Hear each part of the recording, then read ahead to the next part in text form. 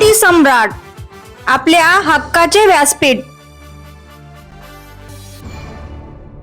ताज्या बातम्या, मनोरंजन आणि व्हायरल बातम्यांसाठी क्रांती सम्राट न्यूज चॅनल आजच सबस्क्राईब करा।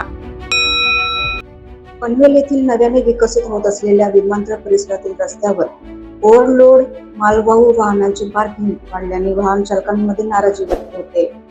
विशेष म्हणजे या रस्त्याचे उद्घाटन होण्यापूर्वीच काही ठिकाणी मोठ्या प्रमाणात ट्रक व इतर जड वाहने उभी राहत असल्याचे चित्र पाहायला मिळते। स्थानिकांच्या मते विमानतळ प्रकल्पामुळे या परिसरातील वाहतूक दिवसेंदिवस वाढत असून नव्या रस्त्यावर मोठी वर्दळ निर्माण झाली आहे। अशा परिस्थितीत रस्त्याच्या कडेला तसेच काही ठिकाणी थेट रस्त्यावर वाहनांची पार्किंग होत असल्याने इतर वाहनांना मार्ग काढताना अडचणीचा सामना करावा लागतोय। त्यामुळे अपघाताचा धोका वाढल्याची भीतीही व्यक्त केली जाते। यामुळे अनेक प्रश्न उपस्थित होत आहेत। या वाहनांना येथे पार्किंग करण्याची अधिकृत परवानगी देण्यात आली आहे का? संबंधित वाहन चालकांनी किंवा मालकांनी प्रशासनाकडून आवश्यक परवानग्या घेतल्या आहेत का? तसेच भर रस्त्यात अशा प्रकारे वाहनांचे पार्किंग करणे वाहतूक नियमांचे चौकटीत बसते का, असा सवाल नागरिकांकडून उपस्थित केला जातोय। स्थानिक नागरिकांचे म्हणणे आहे की विमानतळ परिसराचा विकास वेगाने होत असताना वाहतूक व्यवस्थापनाकडे दुर्लक्ष होऊ नये।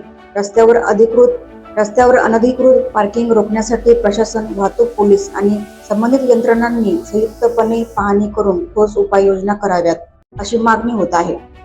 दरम्यान वाढत्या वाहतुकीच्या पार्श्वभूमीवर या रस्त्यावरील बेकायदा पार्किंगचा प्रश्न गंभीर बनत असून प्रशासन याकडे कितपत गांभीर्याने लक्ष देते आणि कोणती कारवाई करते याकडे नागरिकांचे लक्ष लागले।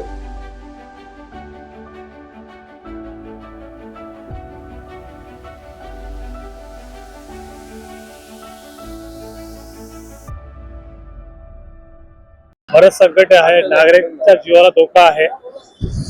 आपल्या शासनाप्रमाणे आपल्याला 8.6 परमिशन आहे, इथे 10.3 गाडी चाललेल्या आहेत। त्याच्यामुळे ऍक्सिडेंट होण्याचे खूप संकेत आहेत।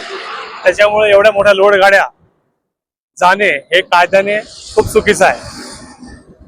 अजून पण केलेले नाही। माने साहेब येऊन सगळे मोजमाप घेऊन गेलेले आहेत। माने साहेब बोलले की आम्ही काट्यावर जाऊन यांचा काटा मोजून त्याच्यानंतर आम्ही परमिशन याचा कायदेशीर प्रमाणे आम्ही तक्रार करू किंवा दखलपत्र घेऊन घेऊ, असे माने साहेब आम्हाला आश्वासन देऊन गेलेले आहेत। नाही, याच्यामुळे खूप धोका आहे नागरिकाला।